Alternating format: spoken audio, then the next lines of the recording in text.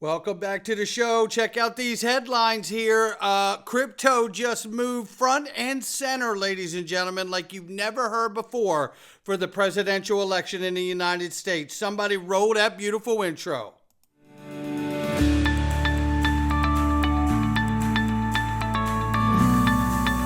Digital Perspectives with Brad Kimes. Come on in.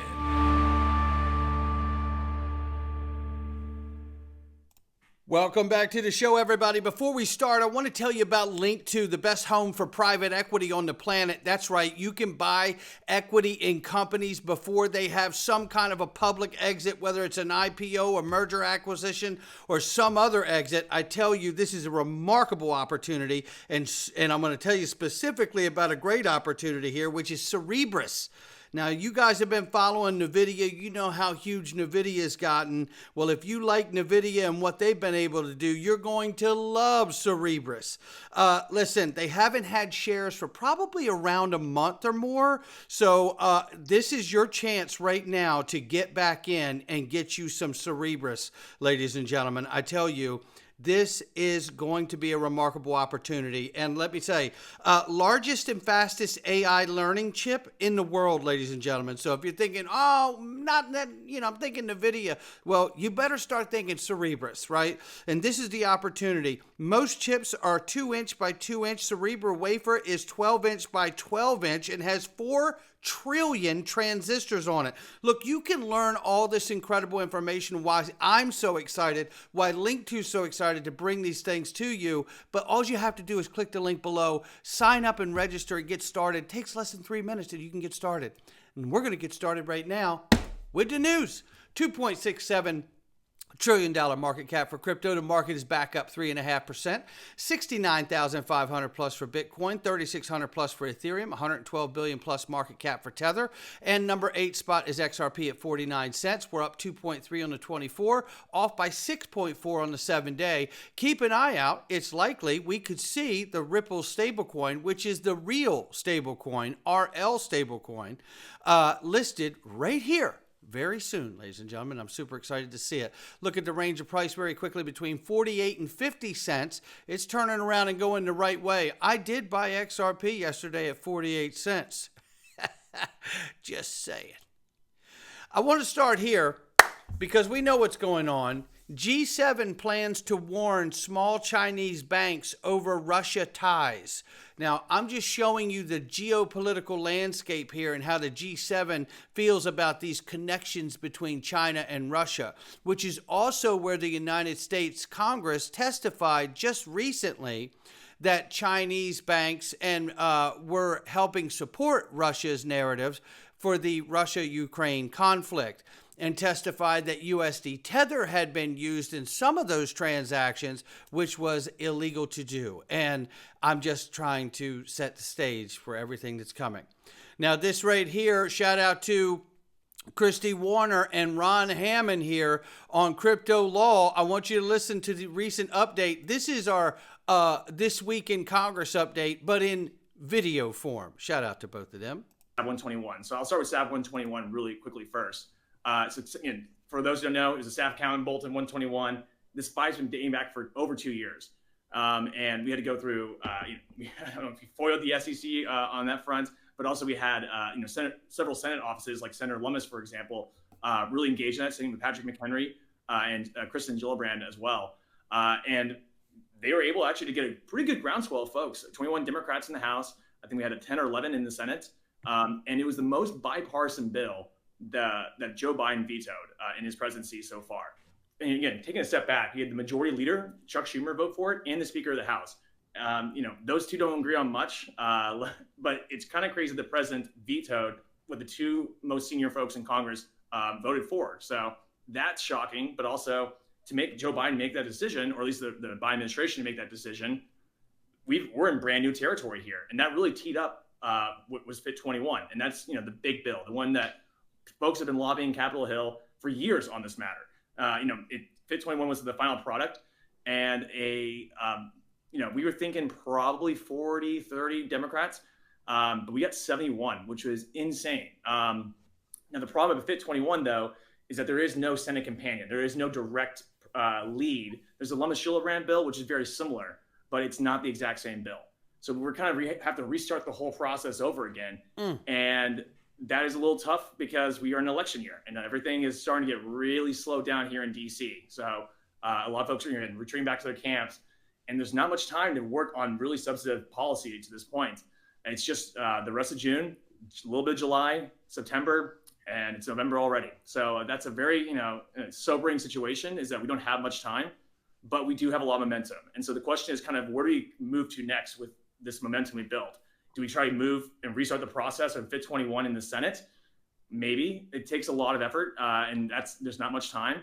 I think kind of what the next play probably is going to be pivot to stables. Stable coins was really, really hot about like 3-4 months ago, but there was a huge holdup between a lot of the congressional leaders and those in the admin on the state pathway. Is it going to be a state like Wyoming or New York regulating their own, respective businesses in their state when it comes to stablecoin issuance? Or is it going to be the entire, federal government instead? And that really has been a line here where, more on the Republican side are saying states, some more on the Democrat side and admin are saying all federal. But at least right now, that's the last holdup. For the most part, that bill for stablecoins is pretty much done and has buy-in from the significant amount of senior folks in Congress. And so if we can get over that last hurdle, which I do think we will by the end of the year in some form or fashion, we could have a stablecoin regime and really use that to springboard into the next Congress of 2025 and restart FIT, no matter what, if it's a Democrat House or Republican House, whatever the makeup is, we will keep building on that momentum. So I'd say stay tuned for the stablecoin conversation, but understand that we're probably in the next 2 months when things really will be picking up on Capitol Hill. And then right when August starts, that's when most folks are just completely 100% focusing on the reelection or the presidential campaign or what have you. So things will probably pick back up in November to December, but we don't have too much time. And of course, we'll have some pretty big hearings too. Like Chair Gensler will be coming up this week, but it's more of a smaller hearing on appropriations.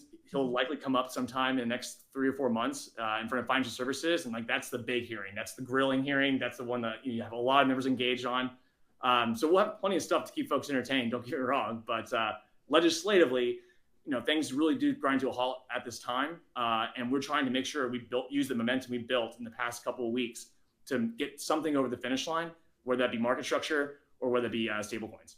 Well, market structure or stable coins, we'll take them both, right? No doubt about it. We'll take either one to get us started, especially that stablecoin legislation, knowing Ripple's about to launch. So let's take a look at this. Now, I'm not going to play this whole thing. I'm going to play the first little piece of clip here about the 71 Democrats voted on the FIT 21 in the House. Now, I just want to remind everybody that I want to switch gears, ask you about your work on financial services and digital assets, your digital assets bill. FIT 21 recently passed the House in a bipartisan vote. Now it's on to the Senate.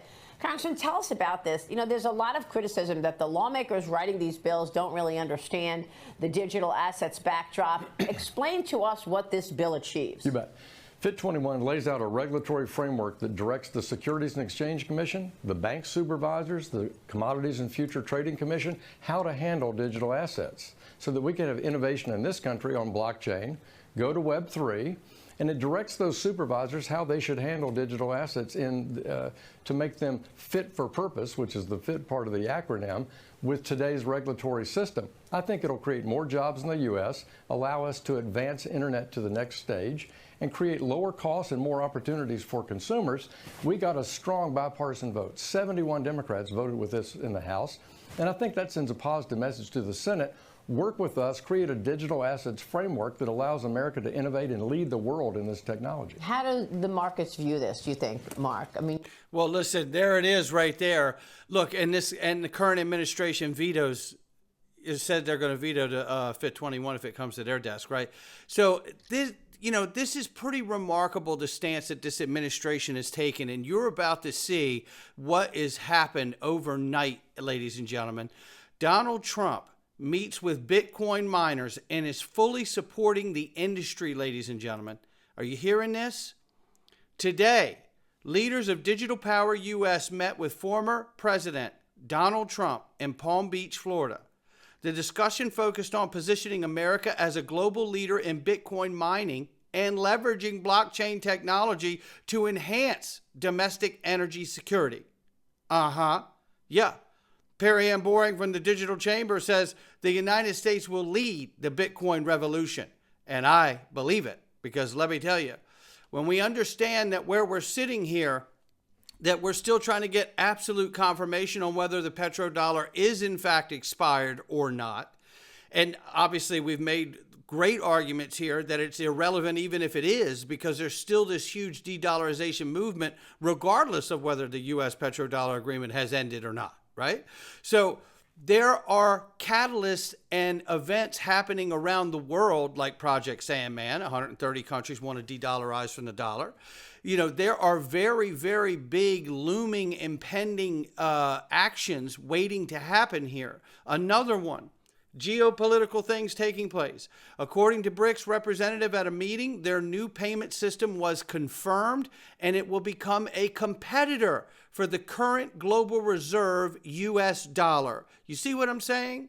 So regardless if the petrodollar agreement ends today or on the 9th, on Sunday, the way they say it has or not, really is a moot point, because the truth is we still have the issue in front of us, and it just prolongs it if the petrodollar agreement hasn't ended, right? But the sentiment and the actions are still the same on the geopolitical stage. That is the point. And CBDCs threaten to freedom put under the microscope at the Oslo conference. And you know what? We do know this. We know this better than most people. The danger of central bank digital currencies, just as China's digital yuan. Which means we need an administration that's going to come in that won't take the approach that Senator Elizabeth Warren and the current administration have. They want to bring central bank digital currencies in, issue them directly from the government and or the Fed to us, and then they can control everything. And then they can tie us to a social credit score, just the way they're doing already in China to their own citizens. Then the money is less money and more just a practical surveillance tool, right? Oh boy. Well, here's former President Donald Trump says Bitcoin mining may be our last defense against a central bank digital currency. He says we want all the remaining Bitcoin made in the USA. This is a massive pivot from Donald Trump right here, from his last time as president. So let me tell you, I am a one-issue voter, and this guy's getting it right here. And I don't give two squirts of duck shit who doesn't like it, because I vote based on what my pursuits and goals and endeavors are as an American patriot. And if this guy's going to help get the logjam undone for crypto so the U.S. can be a leader in the fourth industrial revolution, he's getting it. That's happening. I can tell you that. And if somebody else beats him out that's going to support the same agenda, they'll get it. But right now, it looks like he's getting it.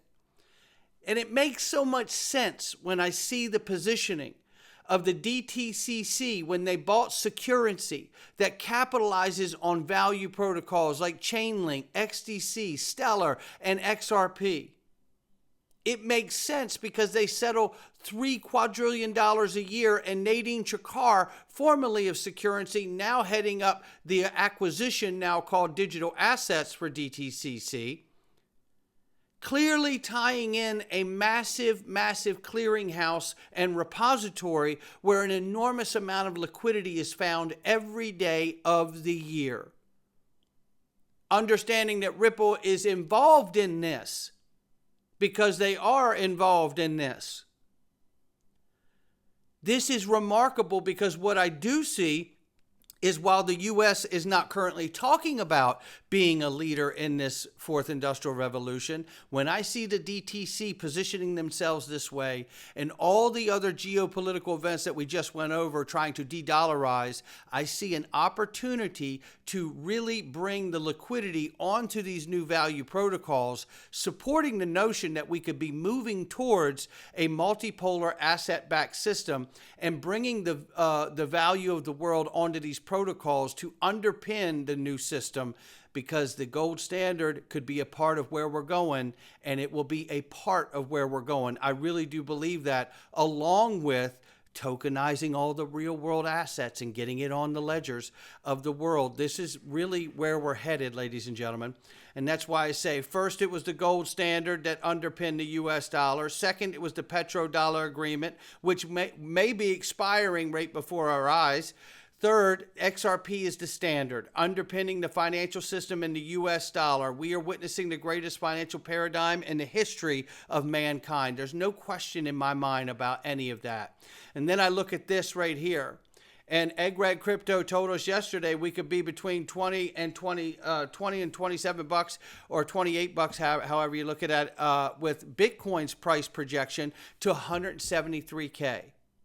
Well, here we see another chart from XRP Captain here, who says we still have the potential to reach the $27, followed by a bull run on Bitcoin, which, as we know, Bitcoin usually leads the race. It's dominant in this market at this point, and then altcoins follow. So this is a likely scenario, but not a guarantee. Not financial advice from me, him, or anyone else.